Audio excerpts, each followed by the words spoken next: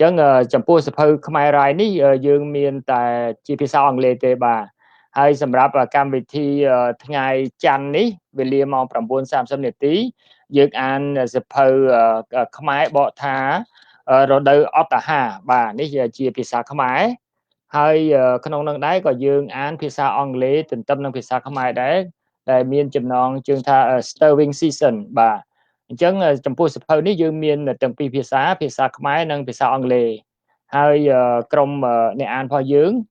នឹងអានទាំងភាសាខ្មែរនិងភាសាអង់គ្លេសបាទអញ្ចឹងសម្រាប់សៀវភៅ Stirring Season ឬក៏រដូវអត្តអាហាររហូតមកដល់ពេលនេះយើងមកចូលដល់សប្តាហ៍ទី4ហើយបាទអញ្ចឹងដោយសារថ្ងៃនេះយើងមានសមាជិកយើងចូលរួម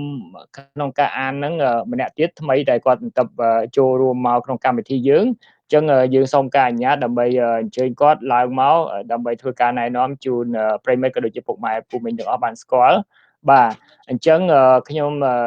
សូមអញ្ជើញ Micaela បាទ So today we are very happy and we also very excited to have our new reading club, Mr. Micaela. So I would like to invite her to join our. Let me invite her to come over. Yeah.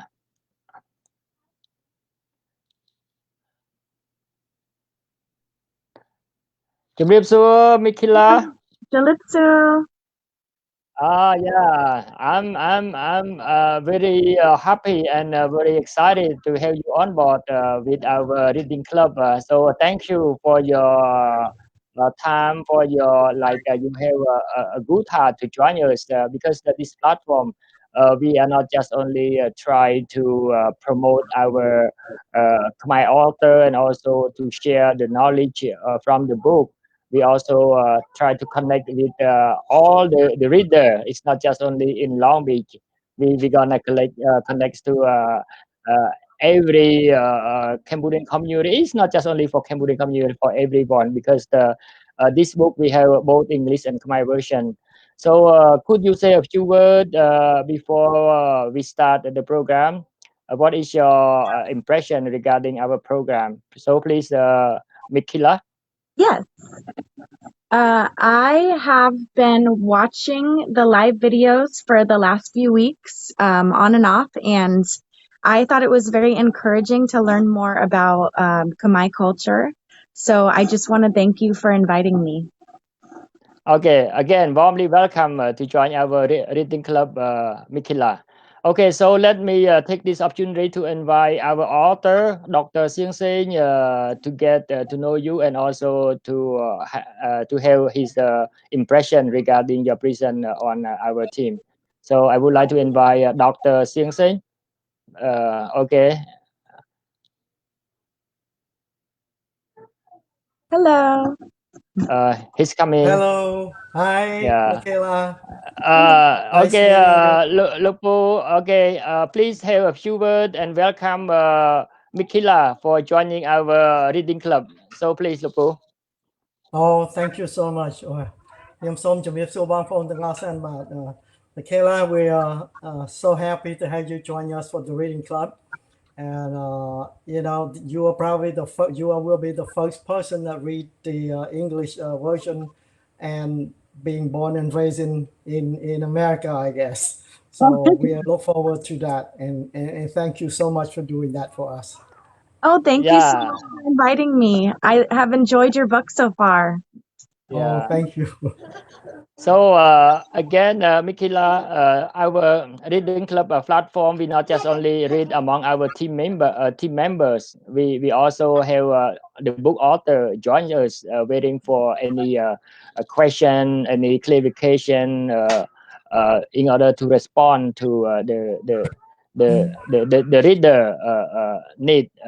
The reader want to get a clarification, or they want to understand more about the word, even those the sentence from word to sentence. So we are very proud, we are very excited with for both our reading club member and also our book author, Dr. Seang Seng. Okay, so let me get off and Dr. Seang Seng, he's waiting to answer or to respond for any query or any question that we're gonna have. So let's invite our team member on board. Yeah. Okay, so I would like to invite Lucru Viith. Where is Lucru Viith? Oh, I got him. Yeah.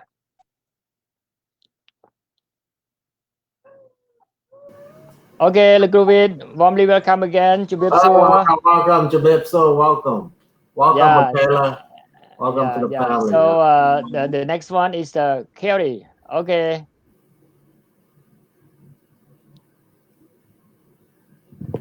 Okay, Kerry. Yeah. Okay, welcome again. Okay, so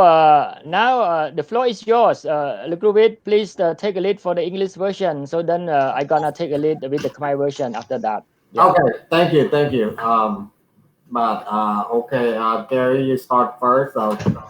Page 16. But after that, Micaela. Okay, go ahead. Okay. All right. April is the hottest month of the year in Cambodia. It also happens to hold our New Year celebration week with April 13th, 14th, and 15th, the biggest days of the year. Everyone goes to the temple. At night, every street corner bustles with people playing cultural games, especially Chong Chung, throwing the Khmer scarf ball, and Bons An Kun. But that year, because of the worsening war situation, there were no celebrations. Despite the oppressive heat, I had a khmer wrap around my head. I'd never done this before. Normally, we city dwellers didn't wear a khmer to school or work. This multi-purpose rectangle of cloth symbolized peasantry, those who live and work in the countryside. It might be used by street vendors to cushion the head while holding merchandise. At home, we used it as a bath towel. Parents of a newborn might stretch it out to serve as a baby's hammock, as my sister, Sai, did for her infant girl. But today I decided to wear it in a traditional fashion. It made me look like I was a peasant from the countryside, except that my skin wasn't dark enough. I actually like wearing this checker scarf because it's part of the Khmer style dress, a Khmer symbol. I was a 24-year-old with no idea of what lay ahead, but this simple headpiece helped cement me to my homeland and who I knew myself to be. Our family joined thousands of people evacuating the capital, with hordes of people completely filling the road. Driving our car was out of the question. We also wanted to save gas, so we pushed it along the road. A friend of mine covered his car with a Red Cross flag, thinking Khmer Rouge wouldn't harm him or his family. Apparently, he hadn't seen patients being forced out of the hospital. I'd even seen bodies abandoned by families at the side of the road. During the evacuation, the price of food soared. People were still using currency then. No one could imagine that money itself would one day be useless. As we moved slowly with the tide of human bodies, we saw elders abandoned at the side of the road. They were too old or weak to continue. Lost children joined these elders, as the young and the old were called from the masses. The sea of bodies, men, women, and children, marched slowly along the pavement. Mothers with toddlers in hand moved slowly. Some people lofted umbrellas against the sun. Others pushed bicycles loaded with personal belongings. People had loaded two-wheeled carts with sacks of rice, baskets, and straw mats, and hitched them to motorcycles. Some people hefted shoulder poles with loaded panniers, and some carried baskets filled with vegetables atop their heads. In the distance, we could still see columns of smoke rising into the hazy sky. Now and again, captured government tanks and trucks, driven by the Khmer Rouge, roll noisily by. Some move against the flood of walking people, but wouldn't stop. People had to scurry to the sides of the road to avoid being run over. At one point, I left the highway to fetch water from a well. Just before I reached it, someone saw me approaching and called out, "There's bodies in there." Corpse has been dumped into the well by the Khmer Rouge to poison the water and sabotage the government by creating a water shortage. From that time on, at least as long as our reserves from home lasted, I used bottled sparkling soda, even to wash my face. We went into hiding at my uncle's second house on the outskirts of the city, in a somewhat remote village, about 6 miles from my home. We only visited there a couple of times. Uncle Chin Hut, 2-story house, was off Highway 4, a main road that led to Bon Chen Tong, the national airport, and beyond. From time to time, Uncle Hut went there to relax. Uncle Hut was the most educated elder in the family, as well as the wealthiest. He proudly drove his American car, a Mustang. I like to brag about it. There's no stick shift, okay? Shen Hut's government department job had him overseeing all the tax payments of the city's movie theaters, so many of the owners gave him special free movie cards, which he then passed on to us. Besides the Cinelux French films that Nei Heng had favored, I loved the Chinese romance theater, and with the free movie cards, I could go that theater any day I wanted. Because Uncle Chen Hut had a job in the Department of Finance, he knew politics. We all had to listen to him because he was supposedly the smartest member of our family. He strongly believed that the evacuation was only temporary, and because we will all return to Phnom Penh eventually. His idea was to stay as close to the city as possible. There are only evacuating people living in the city, he said. Here, we are no longer in the city. Besides, Uncle Hut said that once we were allowed to return, our home will be within easy reach. His house was well equipped to support all of us. There were several rooms to sleep in. The caretaker raised plenty of chickens. There was ample water in large cement water jars. We had been forced to exit our own home via Highway 4, which led straight to the airport, but the Khmer Rouge hadn't been able to establish enough checkpoints to control the direction of the evacuation. So once we got out of the city, we just turned off the highway onto the dirt road to our uncle's house. There were quite a few extended family members seeking refuge at the house, and with the caretaker's family, that meant nearly 30 in all. Uncle Hut's caretaker was named Tak Kong, Grandfather Kong, respectively, since he was only in his mid-30s. Tak Kong was a pure Cambodian, dark-skinned with a large paunch, yet compact and sturdy from living life on the land. Okay, Micaela, you're next. All right. Thank you. He raised chickens and essentially lived there to take care of the house. Kong, his wife, and 2 children lived underneath. The name Kong means safe and invulnerable, a fitting name for a man who cared for us in this time of need. On the night of our arrival, Kong showed us how to cook chicken rice. With so many mouths to feed, he first had to kill several chickens. Then he grilled them inside a metal container. When finished, he collected the chicken juices at the bottom to mix with the rice. It was delicious. We ate as if we were at a campfire with no thought of what was to happen next.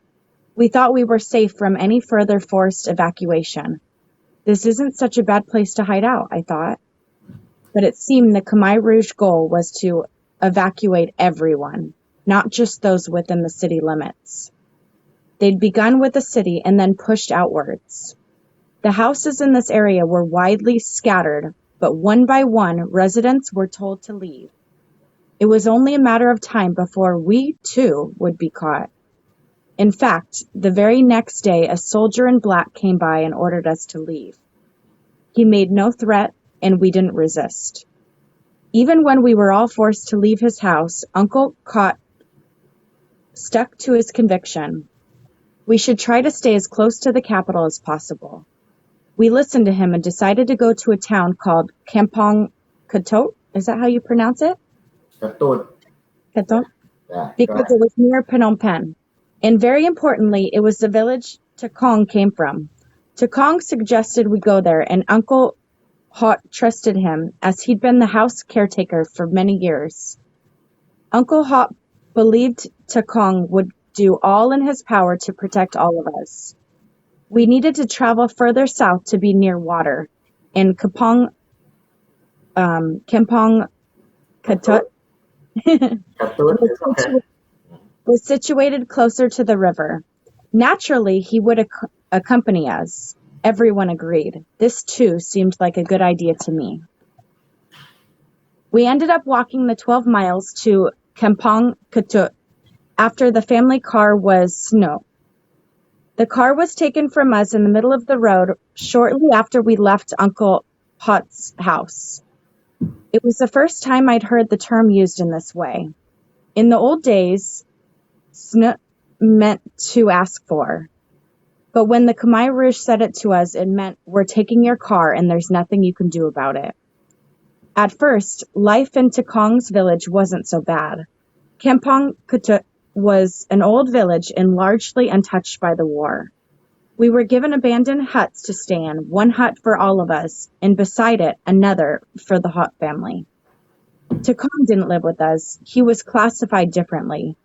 He was born here. He was poor. He was a farmer and such. He was allowed to mingle with the Khmer Rouge villagers, who were in the majority here. Not too many evacuees, city people took refuge here. The only reason we were allowed to stay here was because Takong requested permission from the Khmer Rouge. The hut we occupied was about head high, so we had to bend down to enter.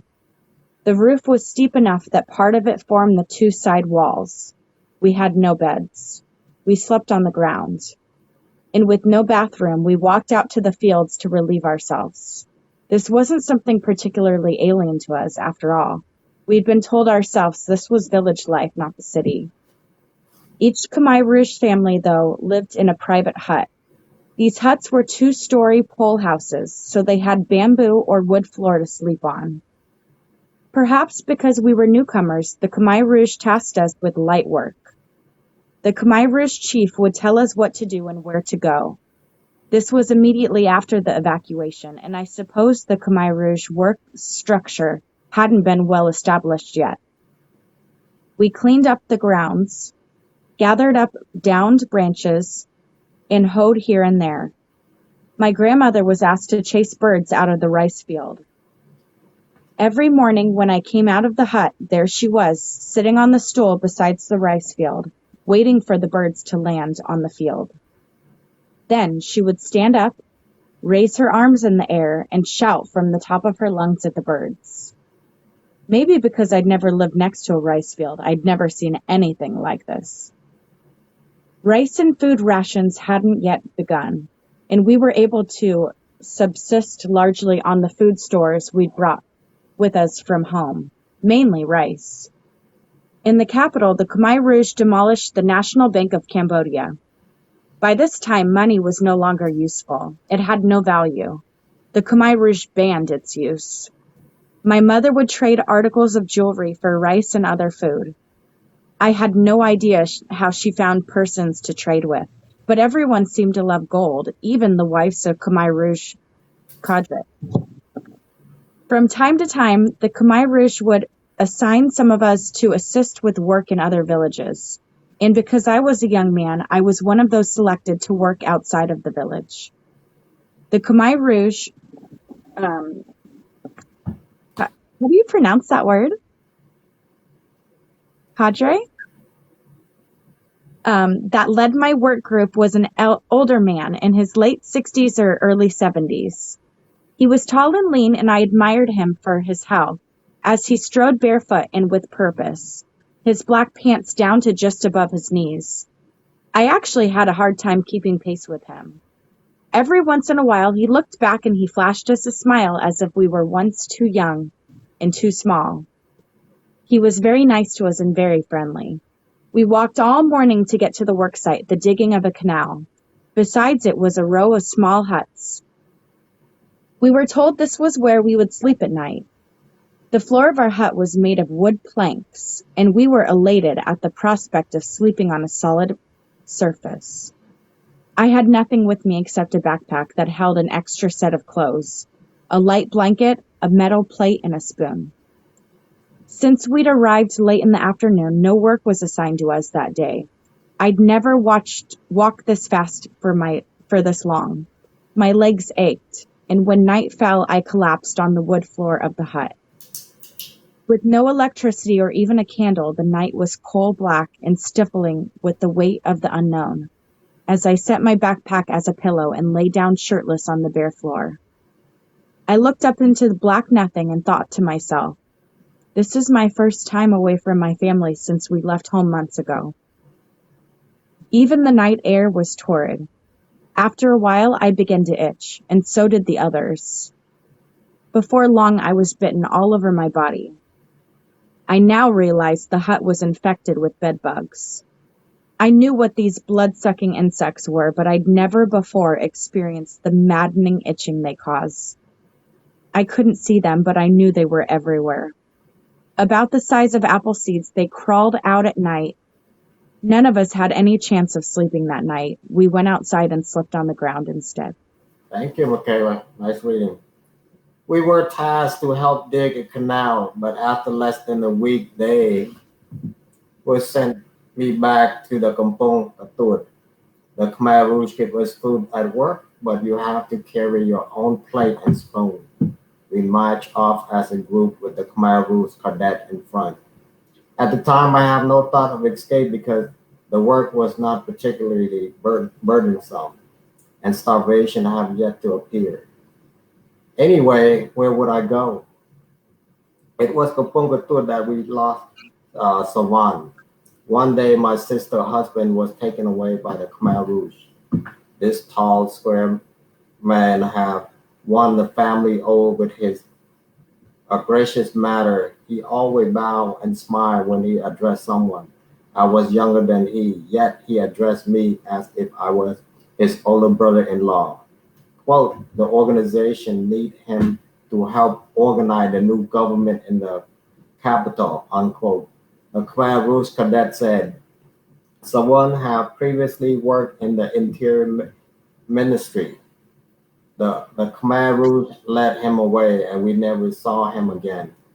It was also Kampong Atut that I first experienced what Cambodians call such. These extremely tiny bugs love to swim over your head and bite your scalp. Usually they appear only in the early morning. Though they usually vanish before the heat of the midday, these dreadful insects torment us wherever we went. At first, I tried running away from them, but I soon learned this was a fertile. The only way to protect yourself was to wear a hat and wrap it tightly with the kama. Quote, sometime though, even this wouldn't protect you, unquote. As much as I hated the such, the bed bug, there was something I hate even more. The Khmer Rouge in Kampong Atut began referring to us as, quote, the Chinese family, unquote. Even since I was a child, classmates have bullied and marked me, accused me of not being Khmer. I am part of Chinese and my given name is Chinese, but I never liked being called Chinese because in my heart, I identify as being Khmer, as being Cambodian. In high school, we studied a poem by Krom Ngo that thought it was unwise to argue with the Chinese because they are smarter than Khmer. Maybe this reflects the discrimination that Khmer practice against Chinese people who carry on much of the Cambodian trades and commerce much as they did in other Southeast Asian nations. In any case, I was born in Cambodia, didn't speak Chinese, so I didn't want to be called, quote, Chinese. It isn't that I was upset because I was born in Chinese family. I was upset because of the way the Khmer Rouge addressed us. They refer to us as Chinese, the one who didn't know how to farm. They weren't merely referring to us, they were mocking us.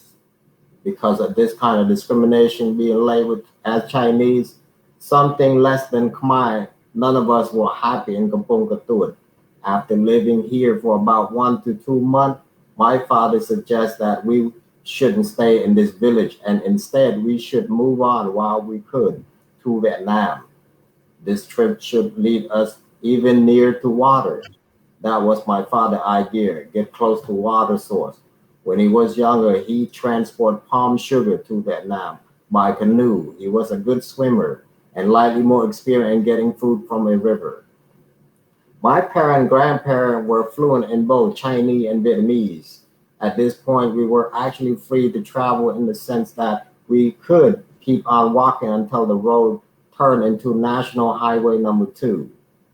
That would lead us to Vietnam. My grandparents, however, wanted to stay in the Kampong Katut because they value my uncle counsel. And since my mother didn't want to leave her parents, and we all stayed with the single exception of my family, my uncle-in-law, the Kimpu family. They decided to keep on walking until they get even near to water source. Their family of 8 moved to an area near the border with Vietnam. Uncle Chen Hood, parent-in-law, were with them. It was here in Kampong Katut that Khmer Rouge began referring to us as a new people, quote, meaning people who had lived in the city. One day after about 4 months in Kampong Katut, Angka, or the organization, quote, as the Khmer Rouge cadet were also known, told us that the new people will be relocated to another area. The idea of relocating didn't alarm me. To the contrary, we were inwardly cheered by the news because we come to dislike this place. We weren't treated as fellow Khmer, one of their own, tar as, quote, Chinese. We knew we weren't welcome here. Even though we transport into the unknown countryside, there was no sad heart, no tear was shed. We view this relocation as simply as extension of the new government plan to temporarily evacuate people from the city. Anyway, I thought, could someplace else be any worse? That's it. Yeah. Thank you everyone for reading. Really nice reading. Yeah. អរគុណទៅដល់លោកគូវិតសូមអរគុណទៅដល់ Kerry សូមអរគុណទៅដល់ Micaela ដែលបានបញ្ចប់នៅក្នុងជំពូកទី2ជាស្ថាពរក្នុងភាសាអង់គ្លេសអញ្ចឹងខ្ញុំសូមការអនុញ្ញាតដើម្បី offline so I would like to offline you guys so let go for like a my version 1 so next team is coming so I off you guys Thank you so much. Okay, just wait downstairs, down in like a hiding place. So we're gonna invite you back. Yeah. So let me invite Lukru Derrick. Where is Lukru Derrick coming? Come on up.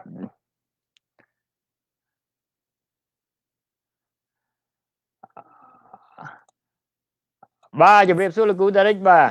ជំរាបសួរជួនរួមមិត្តទាំងអស់គ្នាបានស្ដាប់ចូលកម្មចូលរួមកម្មវិធីយប់នេះខ្ញុំសប្បាយចិត្តដោយសារលោកគ្រូ Derrick ស្ម័គ្រចិត្តអានភាសាខ្មែរជាមួយខ្ញុំព្រោះថ្ងៃនេះបងអូនកុងលីវ៉ាគាត់អវត្តមានបាទហើយខ្ញុំចង់ស្ដាប់ភាសាខ្មែរលោកគ្រូ Derrick ដែលគាត់ខានប្រើតាមមើលទៅខានប្រើចិត្ត40ឆ្នាំលោកគ្រូ Derrick បាទឥឡូវសាកជាមួយអ្នកខានប្រើខ្មែរ40ឆ្នាំម្ដងមើលតើគាត់នៅរក្សាគេហៅថាចំណេះដឹងខាងផ្នែកការអានរបស់គាត់បានប៉ុណ្ណាអញ្ចឹងសូមអញ្ជើញលោកគ្រូ Derrick អានបន្តបាទទំព័រ28ខែមេសាជាខែក្តៅជាងគេនៅប្រទេសកម្ពុជាពេលនោះត្រូវចំនឹងអាទិត្យដែលយើងប្រារព្ធពិធីបុណ្យចូលឆ្នាំខ្មែរថ្ងៃទី13 14និង15ខែមេសាពិធីបុណ្យចូលឆ្នាំជាពិធីធំជាងគេនៅក្នុងចំណោមពិធីទាំងអស់នៅប្រទេសយើងប្រជាជនយើងនាំគ្នាទៅវត្តពេលយប់នៅតាមផ្លូវគ្រប់ច្រកល្ហកប្រជាជនយើងនាំគ្នាលេងល្បែងប្រជាប្រិយដូចជាចោលឈូងបោះអង្គញ់ជាដើមយ៉ាងកកកប៉ុន្តែឆ្នាំនេះដោយសារស្ថានភាពប្រែប្រួលពីព្រោះសង្គ្រាមយើងគ្មានបានប្រារព្ធពិធីបុណ្យចូលឆ្នាំទេតាមធម្មតាកម្ដៅថ្ងៃនាខែមេសាវាសែនក្ដៅហួសវិស័យថ្ងៃនេះហ្វូងមនុស្សរាប់ពាន់នាក់ដែលកំពុងតែធ្វើដំណើរប្រជារាស្ត្រគ្នាចេញពីទីក្រុងភ្នំពេញព្រមគ្នាបានធ្វើឲ្យធាតុអាកាសនេះរឹតតែក្ដៅឡើងលើសធម្មតាទៅទៀតខ្ញុំយកក្រមាមកជូតនឹងក្បាលខ្ញុំមិនដែលជូតក្បាលនឹងក្រមាទេជាធម្មតា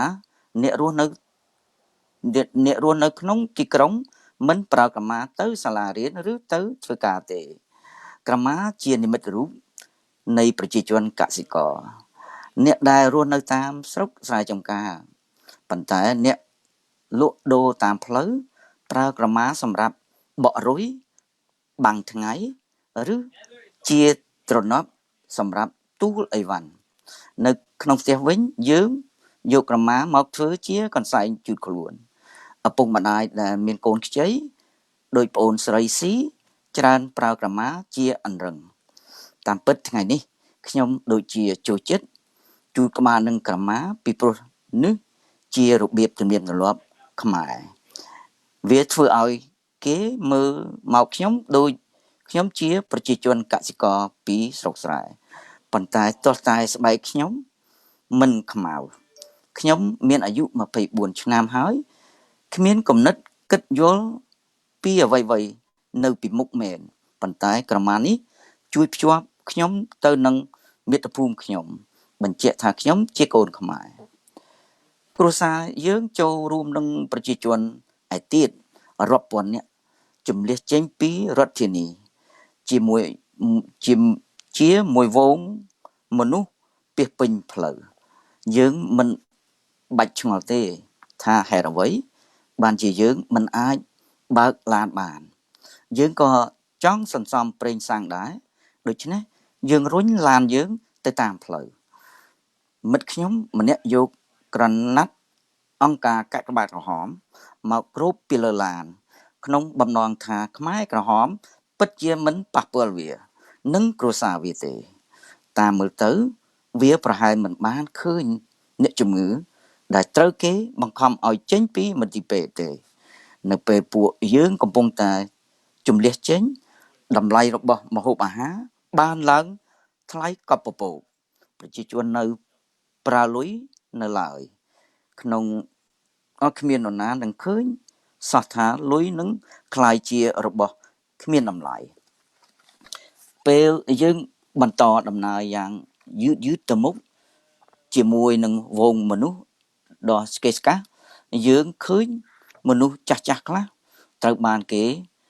បោះបង់ចោលតាមសងខាងផ្លូវពីព្រោះគាត់ចាស់ជរាពេកគ្មានកម្លាំងនឹងធ្វើដំណើរកូនខ្មែរខ្លះវង្វេងឪពុកម្ដាយត្រូវវងមនុស្សគៀសចេញទៅសងខាងផ្លូវទៅលាយឡំនៅតាមយាយចាស់ដែលគ្មានលទ្ធភាពនឹងដើរទៅមុខខ្ញុំបានឃើញទាំងសាកសពមនុស្សដែលត្រូវគេបោះបង់ចោល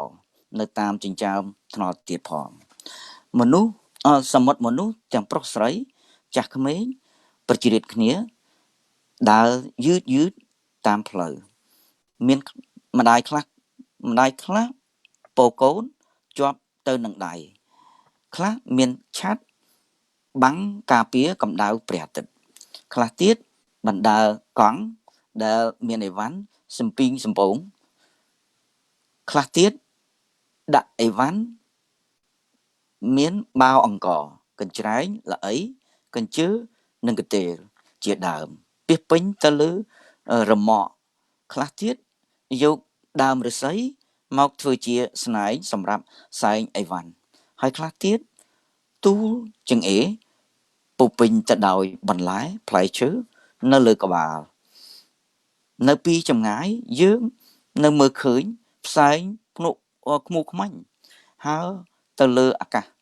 ឡើងស្អាប់មេឃមានពេលខ្លះរថក្រោះនិងឡានទាហានធំរបស់រដ្ឋាភិបាលដែលខ្មែរក្រហមទើបនឹងដណ្ដើមយកបានបើកតាមបណ្ដោយផ្លូវយើងក៏យ៉ាងក៏ក្រឹកក៏ក្រែងពេលខ្លះគេបើកបញ្ជាចំកណ្ដាលផ្លូវមិនខ្វល់ពីវងមនុស្សនៅពីមុខឡើយប្រជាជនត្រូវតែប្រញាប់ប្រញាល់ជិះទៅកែបផ្លូវដើម្បីជៀសវាងកុំឲ្យគេកិនលើមានពេលមួយខ្ញុំដើរចេញពីផ្លូវជាតិទៅដល់ទឹកអណ្ដូងមុននឹងខ្ញុំបានទៅដល់អណ្ដូង មានមនុស្សម្នាក់ស្រែកប្រាប់មកខ្ញុំថាមានខ្មោចនៅក្នុងអណ្ដូងពួកខ្មែរក្រហមទម្លាក់ខ្មោចនៅទៅក្នុងអណ្ដូងជាវិធានស្នាតបង្កើតឲ្យមានបញ្ហាខ្វះទឹកចាប់តាំងពីនោះមកពេលនោះចាប់តាំងពីពេលនោះមកខ្ញុំប្រើតែទឹកដែលយើងយកមកពីផ្ទះបើមិនដូច្នោះទេខ្ញុំប្រើទឹកសូដាទោះជាយកមកលុកមុខមាត់ក្តីយើងនាំគ្នាទៅសំងំនៅផ្ទះទី2របស់ពូខ្ញុំដែលស្ថិតនៅតាមជាយក្រុងភ្នំពេញដាច់ស្រយាលបន្តិចប្រហែលជា10គីឡូម៉ែត្រពីផ្ទះយើងខ្ញុំធ្លាប់ទៅលេងផ្ទះនោះម្ដងទៅ2ដងពីមុនផ្ទះពូជន់ហួតសង់ពី2ជាន់ឆ្ងាយបន្តិចពីផ្លូវជាតិលេខ4ដែលជាផ្លូវទៅវាលយន្តហោះពោធិ៍ចិនតុងម្ដងមកកាលពូជន់ហួតមកសម្រាកលេងទីនោះដែរគាត់ជាអ្នកចេះជាងគេក្នុងចំណោមអ្នកចាស់ក្នុងគ្រួសារយើងហើយក៏ជាអ្នកមានជាងគេដែរខ្ញុំប៉ុណ្ណឹងហើយបាទសូមអរគុណច្រើនលោកគ្រូ Derrick បាទខ្ញុំឃើញការអានសមត្ថភាពក្នុងការអានជាភាសាខ្មែររបស់លោកគ្រូហ្នឹងនៅល្អមែនតើសូមគួរឲ្យកោតសរសើរលោកគ្រូ Derrick ទោះបីជាខានប្រើមកជិត40ឆ្នាំហើយក៏ដោយបាទអញ្ចឹងខ្ញុំសូមការអនុញ្ញាតដើម្បីអានបន្តសូមអរគុណលោកគ្រូ Derrick បាទគាត់ជិះឡានអាមេរិកកាំងម៉ាក់ស្ទាំងហើយបានទាំងបង្អួតប្រាប់ខ្ញុំថាហើយឃើញទេឡាននេះបើមិនចាំបាច់ដាក់លេខទេគាត់ធ្វើការនៅក្រសួងហិរញ្ញវត្ថុមើលការគ្រប់គ្រងរោងកុនទាំងឡាយនៅទីក្រុងខាងការបងពុនដូច្នេះហើយបានជាថៅកែកុនទាំងអស់យកចិត្តគាត់ដោយជូនគាត់នៅបានមើលកុនដោយមិនបាច់ទិញសម្បត្តិគាត់បន្តឲ្យបាននេះមកឲ្យពួកយើងក្មេងៗក្រៅពីរោងកុនស៊ីណេលុចដែលជារោងកុនសំណប់របស់ពូណៃហេងខ្ញុំក៏ចូលចិត្តរោងកុនដែលមានបញ្ចាំងឬមនោចេតនាពីប្រទេសចិនដែរពីព្រោះពូចិនហួតធ្វើការនៅក្រសួងហិរញ្ញវត្ថុគាត់ចេះនឹងដឹងពីរឿងនយោបាយយើងទាំងអស់គ្នាត្រូវតែស្ដាប់គាត់ពីព្រោះគាត់ជាអ្នកឆ្លាតជាងគេនៅក្នុងគ្រួសារយើងគាត់មានជំនឿយ៉ាងខ្លាំងថាការជំនះចេញនេះគឺជាការជំនះបដិសន្នទេហើយនៅទីបញ្ចប់គេនឹងតម្រូវឲ្យយើងចូលទៅនៅផ្ទះយើងវិញមិនខានគំនិតគាត់គឺយើងត្រូវគេរស់នៅក្នុងតំបន់ណាដែលនៅក្បែរភ្នំពេញមែនតែនដែលគេដេញតែអ្នកនៅក្នុងទីក្រុងទេគាត់ប្រាប់ពួកយើងម្យ៉ាងទៀតគាត់ថាដល់ពេលឲ្យយើងចូលទៅវិញវាពិតមានការងាយស្រួលច្រើនពីព្រោះផ្ទះយើងនៅចិត្តបង្កើយគេបង្ខំឲ្យយើងចេញតាមផ្លូវជាតិលេខ4ប៉ុន្តែខ្មែរក្រហមមិនទាន់មានកន្លែងយាមល្បាតគ្រប់ទីកន្លែងឡើយ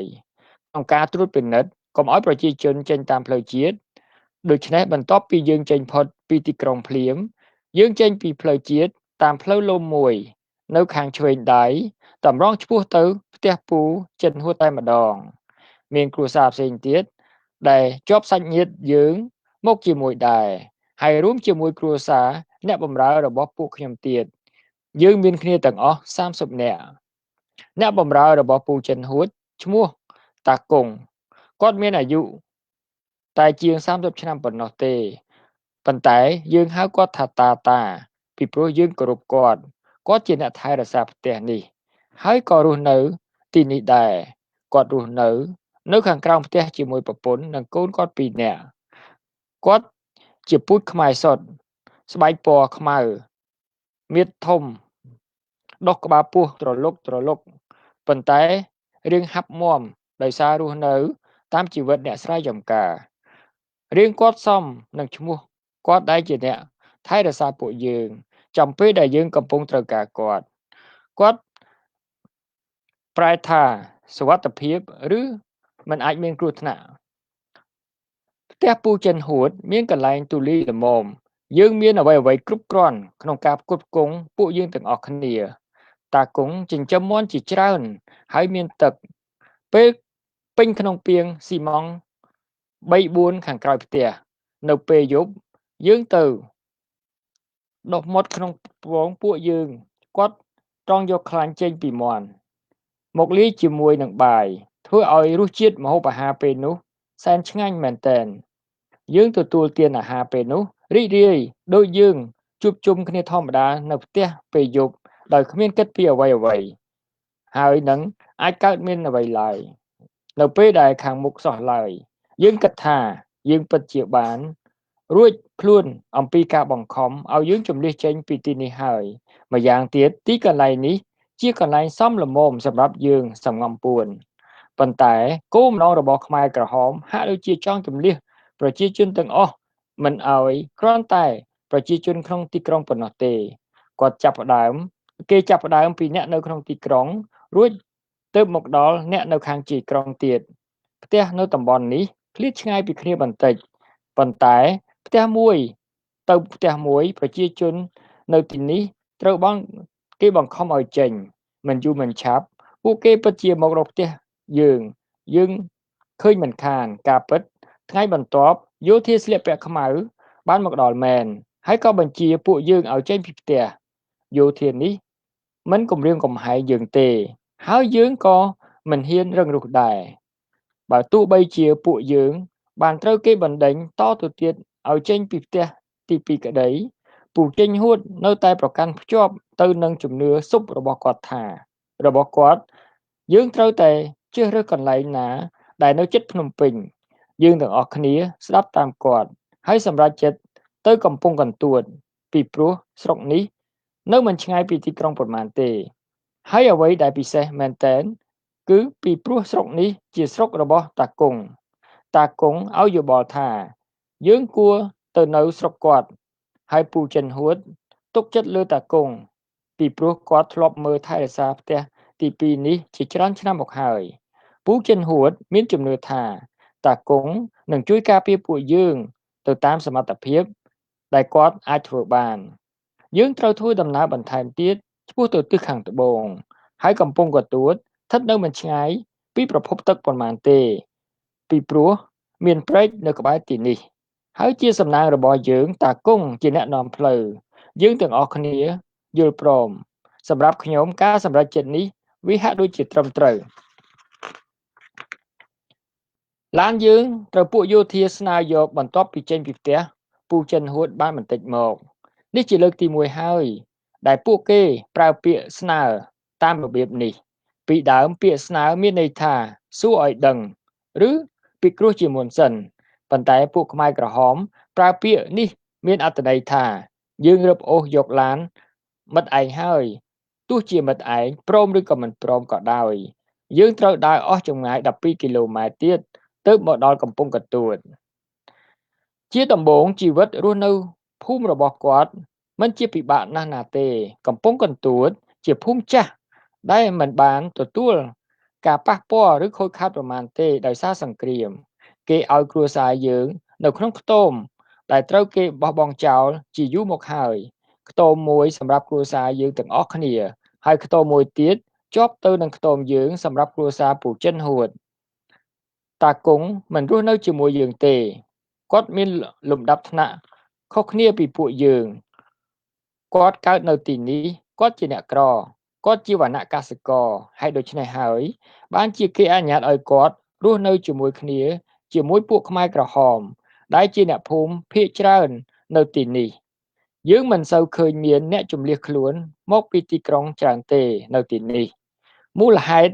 ដែលគេឲ្យយើងនៅក្នុងភូមិនេះពីព្រោះតាគង់បានសូមការអនុញ្ញាតពីខ្មែរក្រហមពួកយើងមានកម្ពស់ត្រឹមក្បាលយើងខ្ទមយើងមានកម្ពស់ត្រឹមក្បាលយើងដូច្នេះពេលដើរចេញចូលក្នុងខ្ទមយើងត្រូវអោនក្បាលចុះដំបូលខ្ទមចោតខ្លាំងអាចបិទបាំងខ្ទមជំនួសជញ្ជាំងពីមុខនិងពីក្រោយយើងគ្មានគ្រែទេយើងគេងលើកម្រាលក្រាបជាប់ទៅនឹងដីយើងក៏គ្មានបង្គន់ដែរយើងដើរទៅក្នុងព្រៃក្បែរខ្ទមពេលត្រូវការបត់ដៃបត់ជើង នេះមិនមែនជាចម្លែកណាស់ណាទេចំពោះពួកយើងពីព្រោះនេះជាជីវិតនៅតាមស្រែចម្ការដែលយើងធ្លាប់ដឹងគ្រួសារខ្មែរក្រហមនីមួយៗរស់នៅក្នុងផ្ទះគេផ្ទាល់រៀងៗខ្លួនផ្ទះពួកគេសង់ជា2ជាន់ដូច្នេះពួកគេដេកលើរនាបឫស្សីឬរនាបក្តារតាមមើលទៅប្រហែលមកពីយើងជាអ្នកទើបមកដល់ថ្មីបានជាខ្មែរក្រហមដាក់កិច្ចការឲ្យយើងធ្វើតែបន្តិចបន្តួចប៉ុណ្ណោះ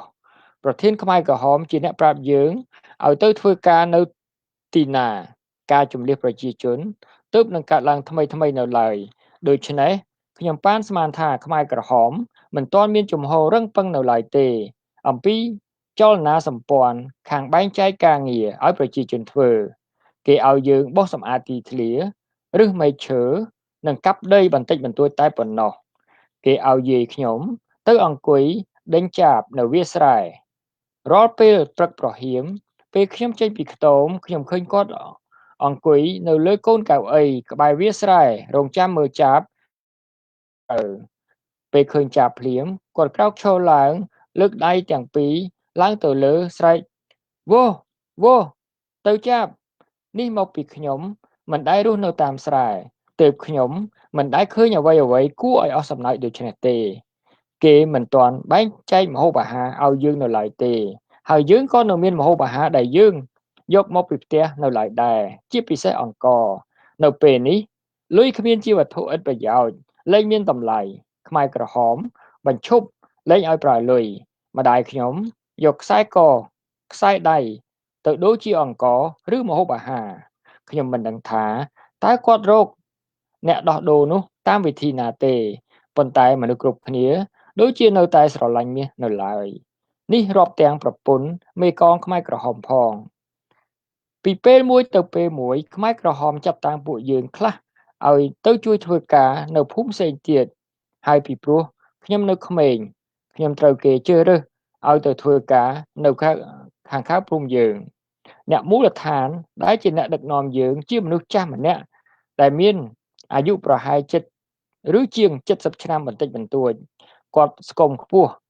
ហើយខ្ញុំសរសើរគាត់ដែលនៅមានសុខភាពល្អគាត់ស្លៀកខោជើងវែងប៉ុន្តែខោឡើងលើកជើងបន្តិចដើរជើងទទេហើយបោះជំហានមួយដើរទៅមុខយ៉ាងរឹងមាំតាមពិតខ្ញុំសឹងថាដើរមិនទាន់គាត់ម្ដងម្កាលគាត់ងាកមករកមើលពួកយើងនៅពីខាងក្រោយហើយញញឹមដូចមានន័យថាពួកយើងនេះនៅក្មេងមែនប៉ុន្តែខ្សោយជាងគាត់ឆ្ងាយណាស់គាត់មានចិត្តល្អហើយរួសរាយរាក់ទាក់ជាមួយពួកយើងណាស់យើងដើរពេញមួយព្រឹកទៅដល់កន្លែងធ្វើការនៅកន្លែងធ្វើការមានរោងមួយជួរយ៉ាងវែងគេប្រាប់មកយើងថានេះជាកន្លែងរបស់យើងសម្រាប់ដេកសម្រាកពេលយប់រោងនេះមានក្តារក្រាលពីលើហើយពួកយើងសែនសប្បាយដោយដឹងថាយប់នេះយើងមិនដេកផ្ទាល់ដីដូចនៅក្នុងភូមិយើងទេខ្ញុំគ្មានអ្វីមកជាមួយទេមានតែស្បោងស្ពាយលើខ្នងដែលដាក់សម្លៀកបំពាក់មួយបន្លាស់ភួយស្ដៅមួយចានដែកមួយនិងស្លាបព្រាមួយតែប៉ុណ្ណោះពេលយើងមកដល់ថ្ងៃក៏ជិតលិចទៅហើយហេតុនេះគេមិនបានចាត់ចែងឲ្យយើងធ្វើការទេខ្ញុំមិនដែលដើរលឿនយ៉ាងដូចនេះទេតាំងពីដើមមកជើងខ្ញុំឡើងចុករយហើយពេលយប់មិនទាន់បានមកដល់ផងខ្ញុំសែនអស់កម្លាំងខ្ញុំដោះអាវចេញយកស្បោងខោអាវមកធ្វើជាខ្នើយហើយក៏ទម្លាក់ខ្លួនប្រោះដេកទៅលើក្តាររនាបក្តារតែម្ដងមេឃខ្មៅងងឹតអាកាសដ៏សែនក្តៅហល់គ្មានភ្លើងអគ្គិសនីគ្មានទាំងទៀនឬចន្លុះដុតផងខ្ញុំសម្លឹងមើលទៅទីងងឹតហើយគិតក្នុងចិត្តថានេះជាលើកទី1ហើយដែលខ្ញុំនៅឆ្ងាយពីគ្រួសារខ្ញុំតាំងពីយើងចេញផុតពីផ្ទះប៉ុន្មានខែមកនេះសំបីតែអាកាសធាតុនៅពេលយប់ក៏នៅតែក្តៅហែងបន្តិចក្រោយមកខ្ញុំចាប់ផ្ដើមរមាស់ហើយមិត្តខ្ញុំឯទៀតក៏ដូចគ្នាដែរមិនយូរប៉ុន្មានខ្ញុំមានអារម្មណ៍ថាមានសត្វអ្វីខាំខ្ញុំពេញខ្លួនដល់ពេលនោះទើបខ្ញុំដឹងថារោងនេះមានសុទ្ធតែសាច់សង្កោចខ្ញុំធ្លាប់ស្គាល់សាច់ជញ្ជក់ឈាមនេះតាំងពីដើមមកប៉ុន្តែមិនដែលត្រូវវាខាំឡើងច្រឡោតពីពេញខ្លួនដូចពេលនេះទេខ្ញុំមិនអាចមើលវាឃើញមែន ប៉ុន្តែខ្ញុំដឹងថាវានៅគ្រប់កន្លែងទាំងអស់មៀតវាតូចជាងក្របឪឡឹកហើយវាចេញមកក្រៅពេលយប់គ្មានអ្នកណាមួយមានសំណាងបានដេកក្នុងខ្ទមទេយប់នោះយើងទាំងអស់គ្នាចេញពីរោងហើយទៅដេកទៅលើដីទួលវិញគេដាក់ទិសឲ្យយើងទៅជួយជីកប្រឡាយប៉ុន្តែมันបានមួយអាទិត្យផងគេឲ្យយើងត្រឡប់ទៅភូមិវិញកំពុងកទួតវិញខ្មែរក្រហមចែកបាយឲ្យយើងហូបនៅកន្លែងធ្វើការប៉ុន្តែយើងត្រូវមានចាននិងស្លាបព្រាខ្លួនឯងយើងដើរចេញពីក្រោយអ្នកដឹកនាំយើងនៅពេលនោះខ្ញុំគ្មានគំនិតចង់រត់ចេញពីទីនេះទេពីព្រោះកិច្ចការដូចនេះมันពិបាកណាស់ទេហើយនៅមិនទាន់ការអត់អាហារនៅឡើយទោះយ៉ាងណាក្តីបើខ្ញុំចង់រត់តើខ្ញុំរត់ទៅកន្លែងណាគឺនៅកំពង់កន្ទួតនេះហើយដែលយើងបានបាត់បង់សាវឿនថ្ងៃមួយប្តីរបស់ប្អូនស្រីខ្ញុំត្រូវពួកខ្មែរក្រហមនាំចេញពីផ្ទះសាវឿនមានស្គមខ្ពស់ហើយជាអ្នកដែលត្រូវគ្រួសារយើងបានបាក់ចិត្តស្រឡាញ់ទៅលើដោយសារគាត់មានចរិតរឹកពីសុភាពរាបសារគាត់តែងតែបន្ទន់ខ្លួនលំអោនតូនហើយញញឹមពេលនិយាយទៅរកអ្នកណាមួយខ្ញុំមានអាយុតិចជាងគាត់ប៉ុន្តែគាត់គោរពខ្ញុំក្នុងឋានៈជាបងប្រសារ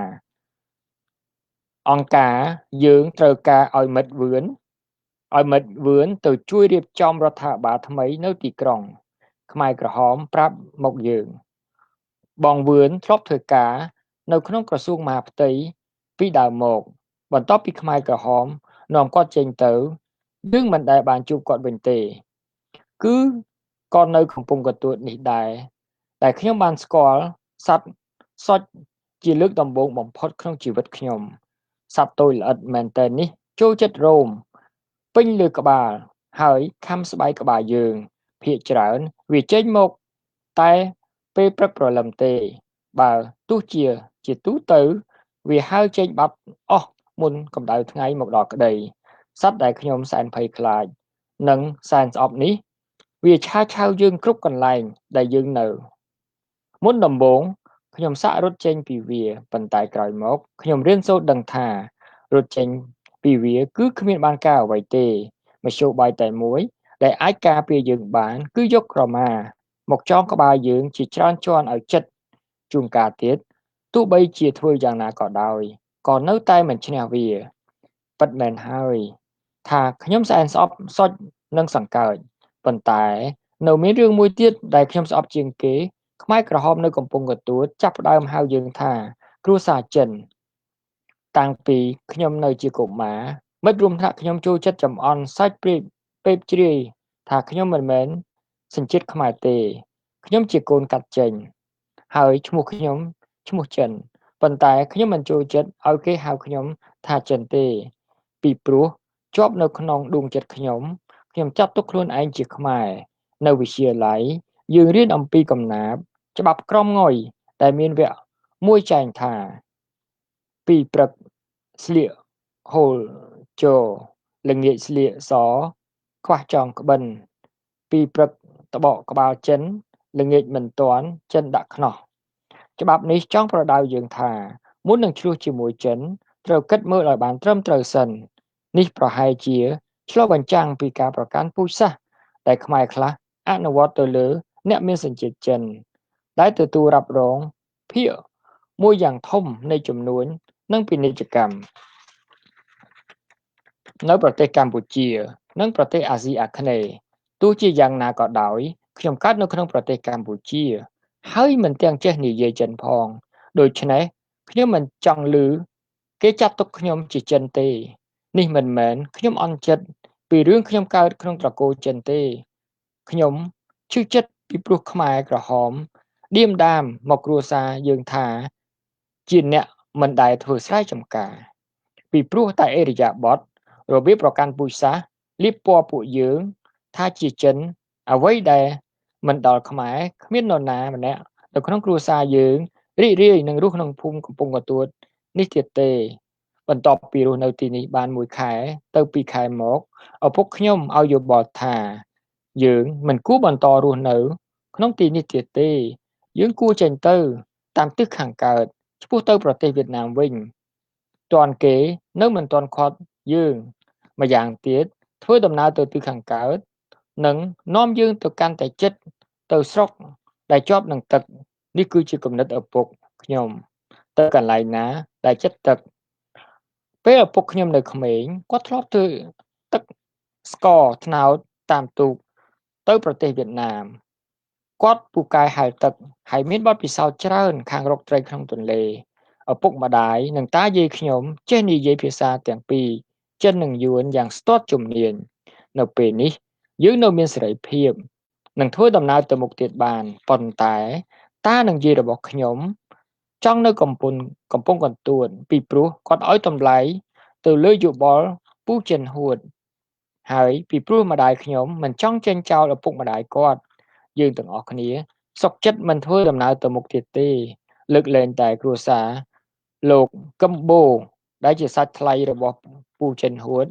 ឪពុកម្ដាយក្មេកពូចិនហួតសុខចិត្តទៅតាមលោកកឹមបូបន្តដំណើរទៅទិសខាងកើត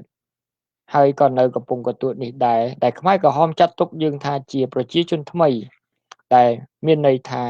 យើងជាអ្នកចេញពីទីក្រុងហើយចូលរួមចំណែកនឹងបដិវត្តន៍ក្រោយពួកគេថ្ងៃមួយបន្ទាប់ពីបានរស់នៅទីនេះអស់រយៈពេលប្រហែល4ខែមក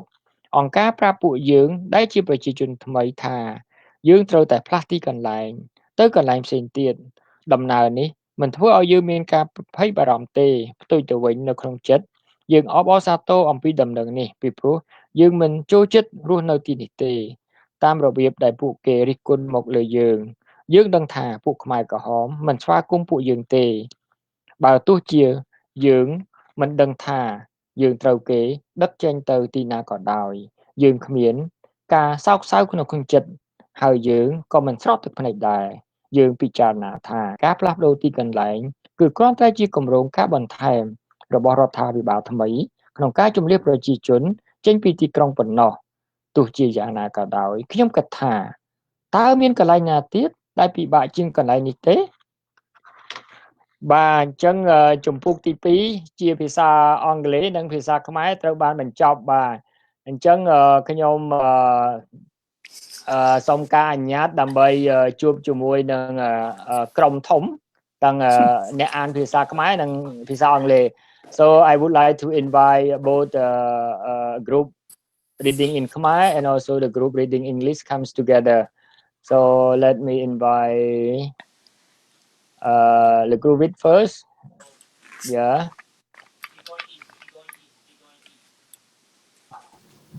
và Micaela where are you okay maybe Kerry yeah okay I'm present. Okay, so we are waiting for Micaela. So okay, so the COVID, are you ready for shooting a question to our book author, Kerry and Derrick? Derrick, you also can ask in Khmer because you are in Khmer. Okay, it's good. Yeah. So. Okay, so let me off. If you are ready to go, let me off and I inviteលោកវិជ្ជបណ្ឌិត Dr. Seang Seng is come over. ឥឡូវខ្ញុំសូមការអនុញ្ញាតដើម្បីអញ្ជើញលោកពូវិជ្ជបណ្ឌិត Seang Seng ឡើងមកដើម្បីជួបជាមួយក្រុមយើងហើយខ្ញុំសូម offline សិនបាទហើយបន្តមកចាំយើងផ្លាស់ប្ដូរក្នុងការសួរទៅលើលោកវិជ្ជបណ្ឌិតបាទអញ្ចឹងលោកគូវិទ្យអាចដឹកនាំក្នុងការពិភាក្សាជាមួយនឹងលោកពូវិជ្ជបណ្ឌិត Dr. Seang Seng បាទអញ្ចឹង Okay. So Kerry, you want to go first? You have any question? I was actually mouthing the words of the Khmer speakers. I didn't really form any questions during that time. Actually, I was trying to speak my bad. Okay. Okay. So I will go first. So in the meantime, just think about it. How about the crew, Derrick? You have any questions? You go ahead. Yeah, បើខ្ញុំឲ្យខ្ញុំទៅមុនឥឡូវចូលដល់ដំណាក់កាលទី1ទី2ទី3ខ្ញុំ លើខ្ញុំសំណួរបាទលើខ្ញុំទៅមុនក៏បានដែរបាទខ្ញុំលើខ្ញុំចង់សួរលោកគ្រូបញ្ជាបណ្ឌិតពីរឿងតកុងដែលជាអ្នកធ្លាប់រស់នៅពីមុនមកនៅពេលដែលចម្លៀសចេញទៅក៏គិតបានទៅភូមិឈ្មោះកំពង់កទួតបាទអញ្ចឹងលោកពូតកុងក៏ធ្លាប់រស់នៅជាមួយកាលតាំងពីឆ្នាំមិនទាន់ចម្លៀសចេញទៅមិនអញ្ចឹងបាទតកុងហ្នឹងគាត់ជាអ្នកបម្រើពីដើមដូចជាអ្នកបម្រើអញ្ចឹងណាបាទគឺថាគាត់ពូឪពុកមីខ្ញុំហ្នឹងលោកឪពូចិនហួតហ្នឹងគាត់អ្នកមានគួសមចូលគាត់មានផ្ទះទី2នៅភ្នំពេញថ្មីហ្នឹងហើយគាត់ជួលតកុងហ្នឹងឲ្យជួយមើលផ្ទះរបស់គាត់ដូច្នេះគាត់ជាអ្នកបម្រើសម្រាប់មើលផ្ទះដាំដំណាំអីចិត្តផ្ទះនឹងជូនគាត់បាទតែនៅពេលដែលគាត់ចម្លៀសចេញទៅគាត់ទៅជួបគាត់នៅភូមិកទួតហ្នឹងបានន័យថាគាត់នៅភ្នំពេញថ្មីទេផ្ទះទី2របស់ឪពូខ្ញុំនៅភ្នំពេញថ្មីបាទហើយដល់ពេលយើងទៅផ្ទះហ្នឹងតកុងគាត់នៅហ្នឹងព្រោះគាត់អ្នកបម្រើឪពុកខ្ញុំអូយល់គាត់បានជួបគាត់នៅហ្នឹងហើយគាត់ជាអ្នកនាំដូចខ្ញុំនិយាយអញ្ចឹងដុតមន់ក្នុងប៉ោតខ្ញុំមិនណៅទៅលើកជាមួយដុតមន់ក្នុងប៉ោតហើយរស់យកទឹកមន់មកលើបាយឆ្ងាញ់ហើយអស់ចាបងកូនបាទអស់ចាបានហូបឆ្ងាញ់ដែរមុននឹងចូលទៅព្រៃអូនកាលហ្នឹងយើងអត់ដឹងមានតែដឹងអីមានដឹងថាទៅព្រៃដឹងតែឆ្ងាញ់អញ្ចឹងគាត់មានដែលតកុងហ្នឹងគាត់ជួយមកវគ្គដែរណាសម្រាប់បានគាត់ជួយនាំប៉ុន្តែគាត់ជួយគាត់តាមតានាំយើងទៅភូមិរបស់គាត់កំពុងទទួលព្រោះឪពុកមីខ្ញុំគាត់គិតថាបើយើងទៅណាកុំឲ្យទៅឆ្ងាយពីទីក្រុងពេកព្រោះគេមិនឲ្យយើងទៅយូរទេ3ខែ6ខែនេះយើងត្រឡប់មកវិញហើយអញ្ចឹងចិត្តផ្ទះយើងដូច្នេះគាត់រកកន្លែងណាដែលទៅឲ្យបានចិត្តភ្នំពេញហើយតកុងគាត់ថាទៅកំពង់កទួតទៅស្រុកគាត់ឲ្យពីកំពង់កទួតមកភ្នំពេញមិនឆ្ងាយប៉ុន្មានទេដូច្នេះអញ្ចឹងដូច្នេះយើងទាំងអស់គ្នានាំគ្នាទៅតាមគាត់បាទអញ្ចឹងនៅក្បែរហ្នឹងទេដែលចម្លៀសទៅនៅក្បែរកំពង់កទួតអត់ឆ្ងាយប៉ុន្មានទេប្រហែល20គីឡូ30គីឡូទេពីភ្នំពេញទៅបាទអញ្ចឹងដំណើរហ្នឹងมันបានទៅឲ្យឆ្ងាយដូចអ្នកដែលខ្លះគេទៅឆ្ងាយហ្នឹងមែនទេតាមដែលអត់មិនទេពីព្រោះណាកន្លែងហ្នឹងគេអត់ទទួលអ្នកថ្មីទេប៉ុន្តែតកុងគាត់មានបងប្អូនគាត់អ្នកមូលដ្ឋានគាត់សុំវល់ខាងមូលដ្ឋានឲ្យនៅខ្ញុំនៅជាមួយកុំអីគេអត់ឲ្យខ្ញុំនៅកំពង់កទួតទេព្រោះដូចខ្ញុំនិយាយនៅកំពង់កទួតអ្នកដែលថ្មីមានចំនួនតិចណាអ្នកដែលចាស់ក៏មានចំនួនច្រើនបាទខ្ញុំនៅបានដោយសារតកុងបាទយល់បាទអរគុណលោកគ្រូបាទលោកគ្រូខ្ញុំចង់សួរថាវិធីបោះអង្គញហើយនឹងជួសជុំបាទបោះជុំនេះខ្ញុំចង់ឲ្យបកស្រាយអាហ្នឹងហេតុល្បិចបានលេងអាហ្នឹងដល់ពេលយើងចូលឆ្នាំហើយពេលបងប្អូនសង្ហៈប្រហែលបកាយជាងខ្ញុំតែបោះអង្គញអូនបោះអង្គញគេមានផ្លែអង្គញហើយជាផ្លែណាអូនណាហើយគេដាំនៅ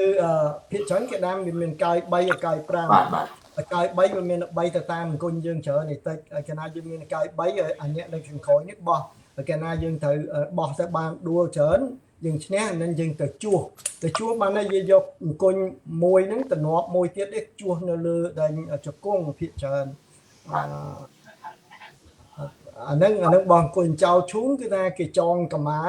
ហើយគប់ឈូងគេមានបទចម្រៀងគេណាជាច្រៀងមុននឹងគេចោលឈូងទៅអាណាចាប់បានខាងនោះច្រៀងមកវិញអញ្ចឹងណាបាទយល់ហ្នឹងគឺជាលបែងប្រជាប្រិយដែលបងប្អូនយើងទាំងអស់គ្នានាំធ្វើក្នុងពេលចូលឆ្នាំហើយជាកន្លែងដែលយុវជននិងយុវនារីគេទៅជួបជុំគ្នានៅកន្លែងហ្នឹងសម្រាប់តាក់ទងគ្នាដែរណាអញ្ចឹងពេលហ្នឹងអត់មានឪពុកម្ដាយណាហាមឃាត់ទេពេលយើងលេងឈូលេងបាទចឹងលបាយហ្នឹងដូច dating game ចឹងបាទអូខេអរគុណហើយមួយទៀតហ្នឹងលោកគ្រូសោកស្ដាយទេថាឪពុកអត់ស្ដាប់ពាក្យឪពុកដែលថាទៅ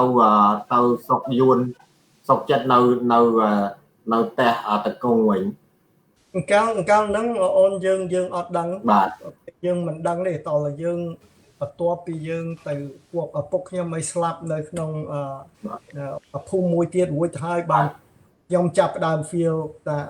មានអារម្មណ៍ថាបើសិនជាទៅតាមឪពុកខ្ញុំប្រហែលជាគ្រួសារខ្ញុំខ្លះនៅរស់ប៉ុន្តែយើងស្ដាយប៉ុន្តែជំនាន់ហ្នឹងយើងមានដឹងមុនណាយើងអត់ដឹងបាទតែត្រង់ប៉ុណ្ណឹងបាទគាត់ធ្លាប់ទៅស្រុកយួនសូគាត់ចេះយួនទៀតបាទគាត់ចេះហាលទឹកបកាយគាត់ចេះហូតត្រីបកាយសូទាំងអស់គ្នានឹកថាទៅរួចប៉ុន្តែម្ដាយខ្ញុំគឺថាមិនចោលឪពុកម្ដាយគាត់ទេបាទឪពុកម្ដាយគាត់ជឿតាមលោកពូចិនហួតមិនព្រមទៅណាទេព្រោះពូចិនហួតគាត់ចេះជាងគេសូអស់គ្នាសុខចិត្តនៅហ្នឹងទៅទាំងអស់គ្នាគ្រួសារអញ្ចឹងហើយស្រុកខ្មែរយើងពីដើមទៅណាមកណាមិនបែកគ្នាទេបាទគុំគ្នាសុខចិត្តបាទសូមអរគុណច្រើនណាស់មកពីសភៅមួយនេះតើខ្ញុំគេហៅ very រំភើបណាស់ដែលថាខ្ញុំអានសភៅនេះដែរទាំងអស់ហើយប៉ុន្តែខ្ញុំថាមានរំភើបប៉ុន្តែ give a lot of encouragement មានតែសង្ឃឹមច្រើន I guess ចឹងហើយបានថាលោកពូបានឆាកជីវិតដល់សប្តាហ៍នេះមកពីមានសេចក្តីសង្ឃឹមច្រើនហើយមួយទៀតហ្នឹងដែលថាខ្ញុំចង់សួរលោកពូហ្នឹងចង់ហេតុល្មិចបានលោកគូដឹងថាដូរលុយជាអង្គហើយយកលុយយកមាសយកអីមកធ្វើតាមពិតអូនពីព្រោះពេលយើងទៅដល់ភ្លាមហ្នឹងតាគង់គាត់ស្គាល់ពួកយើងហើយតាគង់ស្គាល់ពួកមូលដ្ឋានទាំងអស់បើខ្ញុំជឿថាជំនាន់ហ្នឹងគឺថាមូលដ្ឋានមិនមូលដ្ឋានអ្នកណាក៏នៅស្រឡាញ់មាសដែរណាបាទមាសពេជ្រអត់ទៅចេះទេពួកខ្មែរយើងពួកខាងដែលខ្មែរក្រហមមិនចូលចិត្តពេជ្រទេព្រោះគេមិនចេះមើលទី1ទី2គឺថាគេរត់តែមាសទេជាងពេជ្រส่วนជៀនពេជ្រឯងដោតបានទេស្បបានតែខ្សែកមាសតែសារតែខ្ញុំស្គាល់តកងហើយតកងក៏ស្គាល់ខាងមូលដ្ឋានហ្នឹងក៏អាចតាក់ទងគ្នាចឹងកើតណាបាទអូខេលោកគ្រូ Derrick បាទលោកគ្រូ Derrick you wanna មានសំណួរអីទៀតតែដូចប៉ុណ្្នឹងហើយដូចយល់ខ្លះទៅពីព្រោះឆ្លងកាត់ខ្លះ Derrick you hear me Kerry, you have any question? បាទខ្ញុំឮតើបាទ No, Kerry. Okay. បាទ Kerry. ខ្ញុំមើលទៅមានច្រើនកណ្ដាប់ចង់បកស្រាយសួរទៅខ្លះតែស្គាល់សំណួរអូសុចហើយនឹង bed bug បាទអាហ្នឹងទីដំបូងហ្នឹងគេនៅក្នុងហត់ហ្នឹងដូចមិនដែរលោកពូខំលំមកមើលសង្កេតអូនឯងស្គាល់ហើយសង្កេតយើងបាទបងអ្នកនៅទីក្រុងភ្នំពេញដកទ្រពនៅខ្ញុំពូទ្រពនៅស្រុកប្រែកនៅដែរប៉ុន្តែចេញពីប្រែកនៅពេលអាយុ 4-5 ឆ្នាំចូលអត់ស្គាល់ទេហើយស្រុកខ្ញុំមិនដែរចាំថាមានសុចទេហើយដល់ទៅស្រុកហ្នឹងមកអើយសុចពេញវារោមពេញក្បាលយើងមើលទៅឲ្យដូចដេញភ្នំពីលើយើងហ្នឹងអាសត្វហ្នឹងពេញដល់ហ្នឹងហ្មងគេទៅពេលព្រលឹមឡើងគឺថាវាមកចំមកលើហ្នឹងគឺចុចអីខំក្បាលយើងអត់ឈប់តតែ3-4ជាន់នោះកម្មាបើចឹងវាបើមិនចឹងវានៅតែចោះរួចបាទដំបូងរត់ទៅវារត់តាមដែរអស់ហ្នឹងបាទសង្ហាដែរឃើញសុចដែរបាទធ្លាប់លពូបាទធ្លាប់ឃើញទាំងអស់បាទអូខេប៉ុន្តែទោះជាស្អប់ទោះជាខ្ញុំស្អប់ខាងសុចខាងសកលការងារដែលខ្ញុំមិនពេញចិត្តមែនទែនគឺត្រង់ថាពួកនឹងឌៀមដាមពួកខ្ញុំថាជាចិនសូមជំរាបថាខ្ញុំមិនមែនស្អប់ថាខ្លួនឯងជាចិនជាអីទេណូមិនស្អប់ចឹងគេឌៀមដាមយើងថាយើងគឺមិនចេះធ្វើស្រែហ្មងគេថាគេមើលងាយយើងត្រង់ថាយើងមិនមែនអ្នកស្រែបាទមិនចេះធ្វើស្រែសូមមិនអាចធ្វើឲ្យកើតអត់ចូលហ្នឹងដែលខ្ញុំអសែងបាទអូខេKerry, you have any question? You haven't asked a question yet. I was thinking, try to form questions for anyone who knew, and I think maybe, since we're talking about different places in Cambodia, I haven't been to Cambodia. Maybe a question like, where is Kampong Katuit from Phnom Penh? Well, Kampong Katuit is sort of like, let's say, a little bit. Oh my God, let's see how I can say. លោកពូអត់អីចាំខ្ញុំបកស្រាយយល់បាទ អូនឯងជួយប្រាប់កំពង់ទួតនៅណា បាទបាទ I think yeah យើងបកស្រាយ ពេញទេ បាទអូខេឥឡូវខ្ញុំសូមការអនុញ្ញាតពីលោកពូដើម្បីចូលរួមចំណែកក្នុងការទី1តាក់ទងទៅនឹងគេហៅថាលបែងប្រជាប្រិយខ្មែរដែលយើងលេងនៅពេលពិធីបុណ្យចូលឆ្នាំប្រពៃណីជាតិហ្នឹងណាបាទបាទយើងនិយាយចំទៅខ្មែរយើងមានបទចម្រៀងយើងមានលបាំរបបប្រជាប្រិយហ្នឹងច្រើនប្រភេទមែនតើបាទហើយអ្វីដែលលោកពូលើកឡើងយកពីការចោលឈូងរបស់អង្គុញហ្នឹងអាហ្នឹងគាត់ថាជាផ្នែកទី2ហ្នឹងចាំពិតយើងនៅមានច្រើនទៀតយើងមានរបាំប្រជាប្រិយយើងច្រើនដើម្បីលេងអបអរសាទររឿងនឹងចូលរួមសប្បាយនៅក្នុងពិធីបុណ្យចូលឆ្នាំប្រពៃណីជាតិហ្នឹងណាបាទអញ្ចឹងលោកពូបានបកស្រាយហ្នឹងមិញរឿងបោះអង្គុញចោលឈូងអីហ្នឹងភាគច្រើនកន្លោះកមុំហ្នឹងយកឱកាសហ្នឹងដូចលោកពូមានប្រសាសន៍អញ្ចឹងដើម្បីគេលេងហើយគេលេងហ្នឹងវាអាចទៅលេងតាមភូមិឋានដែលគេរស់នៅឬក៏តាមវត្តអារាមបាទទៅតាមព្រោះអីនៅពេលដែលចូលឆ្នាំប្រពៃណីជាតិយើងនាំគ្នាទៅទីវត្តអារាមដើម្បីទៅធ្វើបុណ្យផងហើយដើម្បីយកឱកាសហ្នឹងលេងល្បែងប្រជាប្រិយជុំគ្នាផងបាទហើយបើមិនអញ្ចឹងទេយើងលេងនៅតាមភូមិរៀងខ្លួនបាទហើយក្រោយមកក៏យើងមានរហូតដល់កម្មវិធីរំវងរំអីនៅពេលចូលឆ្នាំហ្នឹងហើយក៏មានបទចម្រៀងរំវងនៅពេលចូលឆ្នាំហ្នឹងដែរបាទហើយតាក់ទងទៅនឹងស្រុកកំពង់កទួតស្រុកកំពង់កទួតហ្នឹងវានៅជិតភ្នំពេញហ្នឹង Kerry អត់នៅឆ្ងាយទេនៅដូចជាចេញពីភ្នំពេញតាមផ្លូវជាតិលេខ3មកខេត្តតាកែវបាទអត់ទេចាំមើលខ្ញុំទៅស្រុកខ្មែរចាំនាំ Kerry ទៅឲ្យទៅដល់កន្លែងហ្នឹងបាទ Oh boy ត្រូវហើយណាឥឡូវហ្នឹងយើងរៀនឆ្ងល់សិនហើយដល់ពេលឆ្ងល់ហើយយើងអានហើយចាំថ្ងៃណាមានឱកាសទៅស្រុកខ្មែរចាំខ្ញុំទៅនាំឲ្យស្គាល់កន្លែងហ្នឹងម្ដងហើយជាពិសេសនាំលោកពូទៅឲ្យកាន់ទឹកដីខេត្តពោធិ៍សាត់ដែលលោកពូធ្លាប់រស់នៅដល់លំបាកវេទនាហើយជាទីកន្លែងមួយដែលគេហៅថាបន្តបន្សល់នៅគេថាស្លាកស្នាមជាលក្ខណៈបែបទុកសោក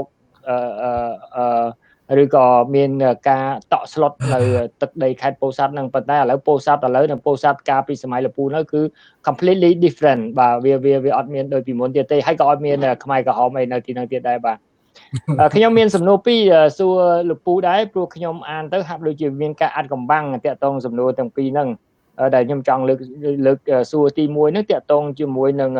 លោកពូសាវឿនបាទលោកពូសាវឿនដែលគាត់ធ្លាប់ធ្វើការនៅក្រសួងមហាផ្ទៃខ្ញុំឆ្ងល់ហេតុអីបានជាខ្មែរក្រហមអន្តបចលះថ្មីសោះវាដឹងថាលោកពូសាវឿនធ្លាប់ធ្វើការនៅរាជការកាលពីសម័យហ្នឹងហើយវាបានមកយកគាត់ដូចជាដឹងច្បាស់មែនតើដូចដៅយកទៅតែម្ដងលោកពូអាចជួយបកស្រាយកន្លែងហ្នឹងមួយហើយកន្លែងហ្នឹងមួយទៀតខ្ញុំចង់ដឹងថានៅពេលដែលគ្រួសាររបស់លោកពូកំពូដែលគាត់សុកចិត្តចាក់ចេញនៅពេលដែលឪពុកម្ដាយនៅពេលដែលឪពុកលោកពូគាត់ចង់ចាក់ចេញដែរប៉ុន្តែដោយសារការសម្រេចចិត្តអត់បានត្រូវគ្នាក៏សម្រេចចិត្តនៅបន្ត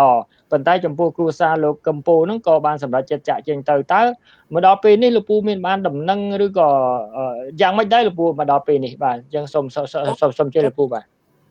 ទី1ខ្ញុំសូមឆ្លើយពីរឿងសាវឿនបងថ្លៃខ្ញុំពេលយើងទៅដល់ភ្លាមហ្នឹងគឺថាគេឲ្យយើងចុះឈ្មោះហើយគេឲ្យចាប់យើងចុះឈ្មោះអីធ្វើការស្អីហើយការជំនាន់ហ្នឹងយើងអត់មានដឹងទេមិនដឹងថាអូគេយកយើងទៅសាលាអូអ្នកចេះគេមិនទុកអត់ដឹងទាំងអស់បើសាវឿនប្រាប់គេត្រង់ខ្ញុំធ្វើការនៅនេះហើយពូជិនហួតក៏គាត់ប្រាប់គេត្រង់ដែរតែព្រោះពូតាកុងដឹងពីរឿងគាត់ទាំងអស់ប៉ុន្តែការជំនាន់ហ្នឹងគេមិនទាន់ចាប់ផ្ដើមសម្លាប់នៅឡើយព្រោះមនុស្សកំពុងដើរពេញពាសតាមផ្លូវយើងសំណាងត្រង់ហ្នឹងដែរណាសំណាងត្រង់ថាគេមិនចាប់ទាំងអស់ប៉ុន្តែដោយសារប្អូនថ្លៃខ្ញុំគេធ្វើក្នុងក្រសួងមហាផ្ទៃ ខ្ញុំជឿថាប្រហែលជាគេចង់យកគាត់ទៅសម្លាប់មុនក៏មិនដឹងដូច្នេះបានគេយកគាត់ទៅអានពីរឿងថាវាបែងចែកហេតុអីវាមិនយកผู้ចិនហួតទៅសម្លាប់មុនខ្ញុំអត់ដឹងហេតុអីបានវាមិនធ្វើអញ្ចឹងវាយកតាប្អូនសាវឿននេះបាទយកតាម្នាក់ហ្នឹងទៅចេញទៅពេលនោះយកទៅសម្លាប់ប៉ុន្តែហ្នឹងយើងអត់ដឹងយកទៅសម្លាប់ទេពីព្រោះថាយកទៅជួយបងប្អូនខ្មែរក្រហមពីរឿងរៀបចំឡើងវិញរបស់នៃ government របស់នៃរដ្ឋាភិបាលឡើងវិញបាទ so យើងអត់ដឹងនេះអត់មានគំនិតថាអូគាត់ទៅរហូតទេប៉ុន្តែដល់ពេលទៅហើយមិនដែលបានមានស្អីអត់ឮសំណឹងអីសោះណាបានយើងចាប់ផ្ដើមភ័យឲ្យតាំងពីនោះមកបានខ្ញុំទាំងអស់គ្នាលែងហ៊ាននិយាយច្រើនហើយពីរឿងជីវប្រវត្តិរបស់យើងប៉ុន្តែដំបូងយើងអត់ខ្លាយខ្ញុំប្រាប់គេខ្ញុំនិស្សិតពេទ្យគេទៅដល់ភ្លាមប៉ុន្តែខ្ញុំនិយាយហ្នឹងមកពេលហ្នឹងគឺថាវាមិនទាន់តឹងតែងមិនទាន់ដល់ពេលគេយកទៅសម្លាប់មែនទេមិនទឹកចាញ់ទៅភ្លាមទេតើតែមកស្ទុះហើយបានចាប់ផ្ដើមស្លាប់បាទលពូនៅសំណួរទី2សំណួរទី2និយាយពីរឿងKimpo actually ខ្ញុំនៅតាក់ទងជាមួយគាត់នៅឡើយប្រពន្ធគាត់នៅរស់ប្តីគាត់ស្លាប់កូនគាត់នៅរស់កូនគាត់សប្តាហ៍ជាវិជ្ជបណ្ឌិតបាទនៅរដ្ឋមួយទៀតគាត់រៀននៅ Phoun ចិត្ត Long Beach ដែរចេញពីសាលាហ្នឹងសប្តាហ៍គាត់ជាគ្រូពេទ្យប្អូនរបស់កូនរបស់លោក Kimpo ហើយម្ដាយ Kimpo នៅរស់ហើយកូនគាត់3នាក់ទៀតក៏នៅរស់ដែរបាទso គាត់ទៅក្បែរស្រុកយួន so គាត់ស្នាងអញ្ចឹងបានខ្ញុំនឹកឃើញដល់ពេលយើងចប់រួចហើយបានយើងនឹកឃើញបើខ្ញុំធ្វើតាមឪពុកខ្ញុំទាំងអស់គ្នាតាមឪពុកខ្ញុំប្រហែលជាយើងនៅរស់បានច្រើនបាទតាមពិតនិយាយចំទៅលពូយើងម្នាក់យើងអត់ចង់ជួបនៅបញ្ហាអកុសលទេប៉ុន្តែធ្វើម៉េចវាហៅថាដូចជាវាថាគេមានចាចុះមានការចាមកចុះបាទព្រោះអីពិបាកណាស់លពូពេលការនៅពេលដែលគេលំបាកយើងធ្វើការសម្រេចចិត្តហ្នឹងលពូជួនកាលទៅវាអាចខុសវាអាចត្រូវអីអញ្ចឹងលពូបាទខ្ញុំអត់មានចោតប្រកាន់ទៅលពូចិនហួតទេព្រោះគំនិតគាត់ក៏ចង់ទៅរស់ទាំងអស់គ្នាដែរបាទគំនិតដល់បងប្អូនយើងស្លាប់ទេប៉ុន្តែគាត់មានជំនឿមួយថាមិនដែលស្រុកណាយកអ្នកចេះចេញមកក្រៅរហូតយ៉ាងហ្នឹងត្រូវតែយកចេះចូលទៅធ្វើការវិញឥឡូវទៅធ្វើការខាង finance ខាងរញ្ញវត្ថុយកអ្នកអត់ចេះទៅធ្វើមិនកើតដូច្នេះគាត់ទៅតែមានគំនិតថាគេក៏នឹងយកពួកយើងចូលទៅវិញបាទដូចបាទលោកពូខ្ញុំសុំកាត់ទៅចោលដូចជាឪពុករបស់ខ្ញុំអញ្ចឹងការសម័យលន់នល់គាត់ទៅហ៊ានគាត់មេទៅហ៊ានហើយគាត់សុកចិត្តឲ្យកូនចៅគាត់ជលៀសទៅមុនគាត់សុកចិត្តនៅគេហៅថាបាទនៅចាំមើលសភាពការអីចឹងតាមពិតគាត់ដឹងប៉ុន្តែដោយសារការសម្រេចចិត្តរឿងយឺតបន្តិចដល់ពេលពលពតមកវាយកទៅសម្រាប់តែម្ដងបាទអញ្ចឹងពេលខ្លះអាការសម្រេចចិត្តការសម្រេចចិត្តមួយផ្លែតហ្នឹងបើសិនយើងសម្រេចចិត្តត្រូវវាអាចយើងមានផុសព្រេងវាសនាទៅបើសិនយើងសម្រេចចិត្តមិនត្រូវទៅជួនកាលទៅវាអាចអញ្ចឹងទៅព្រោះពេលខ្លះយើងពិបាករកតល័យកជា indicator យកមកអំណះអំណាងថាអាហ្នឹងពិតជាអញ្ចឹងយើងត្រូវធ្វើអញ្ចឹងព្រោះពេលខ្លះចឹងបានគេថាគូបផ្សំនឹងព្រេងសំណាងលោកពូព្រេងសំណាងបាទឥឡូវហ្នឹងMicaela គាត់ចូលមកវិញហើយ Kerry បើមានសំណួរអីបើថាអត់មានទេខ្ញុំអញ្ជើញ Micaela ឡើងមក Kerry are you okay or you have any other question to ask I don't know if this has been asked already, but since I'm a Asian American Studies major, I should probably ask this. But okay, please go ahead. How do you still feel that there is still discrimination among Cambodians themselves to this day? I'm sure yes, not particularly to Chinese. I don't know. But if you look at the story of our history, Cambodia and Vietnamese are very, very strong enemy, you know. And even nowadays, if you would have somebody in Phnom Penh and marry to a Vietnamese native, you probably not look upon as a real Khmer. That's not just my small opinion. I don't know for sure or not, but that's that it's still true. But and the reason is because a lot of Vietnamese came to Cambodia and what we call invading and took over, particularly on the Tonle Sap area, and because they are good in fishing, and they took all these areas, become like all Vietnamese, and that's why Cambodians hate them because they came in to Cambodia, and it's very hard to blame them, but at the same time, they don't. They sort of generalize all. You know, that's just my opinion. Okay, so Akon. let's turn this to Micaela. Micaela, welcome on board again. So you have any question to ask our author, Dr. Seang Seng, regarding what you have been gone through the chapter 2 just now? Actually, my question was just asked. I was going to bring up about the discrimination between. Okay, I got it. So yeah. When Actually, you, Micaela, when you stay in Cambodia, you feel some kind of a discrimination between. Feel that? No, but I have heard a lot of discussions about like what's real Khmer, who's considered, or about different if you're like light skinned or dark skinned, or seems like it's you're not Khmer. That's true. Okay, so again, I think we are. It seems like the time is up. So any last question, suiting to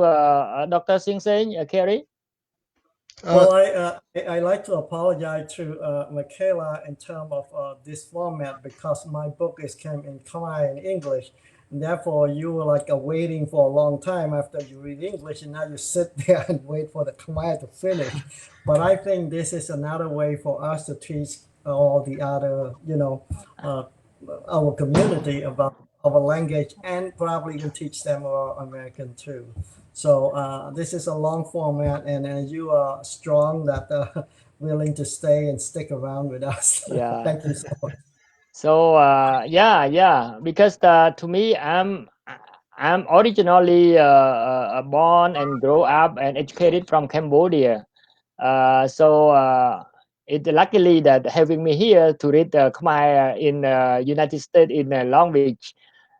Even though sometimes reading you need like to take a little bit time to go through back and forth. So sometimes your eye is not reflects to your mind. Sometimes we like but anyway, that is good that we can have both English and Khmer at the same time. Yeah. Okay, so Micaela, you have any last question? No, I think that. Okay, yeah. So okay, so let's get the last impression from Dr. Seang Seng before our program close. Oh, well, I do not have anything to say, but I really support Sanghak that able to create this platform. I think it's good for me, particularly because I'm the author and I want my book to be spreading around. And then now Micaela know about my book. So, but I think the most important thing is to allow other Khmer authors to come on to this platform and teach our community, not just the language itself, but also the other thing that related to Cambodian too. There's a lot of cultural thing that related, and some of us don't. For example, like today, Dr. Viith not quite sure about what is Chao Chung and Bong Kun. So I think that's a good thing. So yeah, and thank you Sanghak for that. Yeah, but thank you. Yeah, Lapu, actually, I cannot make it happen without your support, without everyone participation, support. Yeah, so this is coming from everyone contribution. So again, thank you, Lupu, Vichamadat, Seang Seng. Thank you, everyone, for joining us today. And so let meet for next Monday, and we are going to have another reading club on Wednesday. So. Let me invite other team member come over. Lupu, thank you for coming. And yeah. So let me invite Laguvit, and let me of myself to. Well done, you guys. I want to say Micaela, nice win. Kerry, nice win.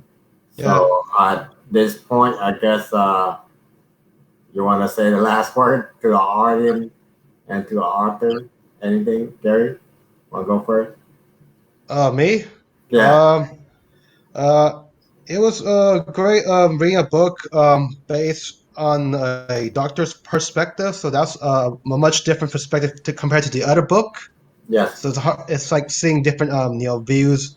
of how they experience the genocide and how they see life.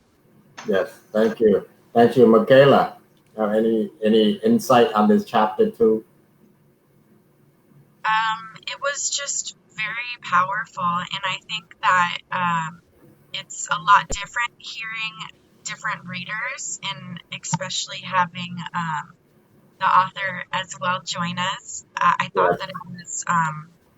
it's just extremely powerful, especially like how it's written and everything. It's very hard to read at times. Yes, I agree. Yeah. Okay. Thank you, Micaela. How about Mr. Derrick? Do you have anything to say on the chapter? Yeah, we all know that the chapter is a little bit long, but the whole page, the whole chapter is kind of like everything's in there. And doctor mentioned about that chapter is the main point. So I think there's a lot of thing that cover a lot. So it's very interesting. And I went through all this stuff too. I know quite some of that. It's tough. Like you mentioned in the book. So it's obviously it's true. Everything just kind of like, Yeah. So I thank you all too that, come with a full pages right within, I think it's two weeks, last week, this week. Okay, look, Derek. Again, you are like unique because you can do both English and Khmer. So far I do not expect that you can read in Khmer like almost fluently. I think you go like smoothly from the beginning until the end. I really appreciate your Khmer reading skills so much. So please improve it. So next time maybe you can join us from the Khmer Thank side. you. So let Micaela, Grovit, and Kerry do in Yeah. English. So we're gonna join our Khmer reading club. Yeah. No Thank you, problem with Derek. me. I can swim Yeah. both, no problem. Yeah, because it seems like 40 years you still do it. That is amazing, Yes. Derek. Yeah. Yeah. Okay, It's let about that. me Yeah. say in Khmer. So អរគុណម្ដងទៀតចំពោះលោកវិជ្ជបណ្ឌិតដុកទ័រសៀងសេងហើយសូមអរគុណសមាជិកក្រុមអ្នកអានយើងហើយសូមអរគុណចំពោះប្រិយមិត្តដែលតាមដានកម្មវិធីរបស់យើងក្នុងនិងក្រៅប្រទេសហើយមកដល់ពេលនេះកម្មវិធីរបស់យើងល្មមដល់ពេលសមគួរបញ្ចប់ដែរហើយសូមជូនពរឲ្យលោកវិជ្ជបណ្ឌិតហើយក្រុមអ្នកអានយើងទាំងអស់មានសុខភាពល្អដើម្បីបន្តកិច្ចការយើងតទៅទៀតហើយសូមជូនពរឲ្យប្រិយមិត្តពុកម៉ែពូមីងទាំងអស់គ្នាមានសុខភាពល្អបើវាជាឆ្ងាយនៅការឆ្លង COVID-19 ចឹងកម្មវិធីរបស់យើងមកដល់ទីបញ្ចប់សូមអរគុណសូមជម្រាបលា Okay, see you next program everyone. Yeah, thank you. Bye bye, Micaela. Bye now. See you next program.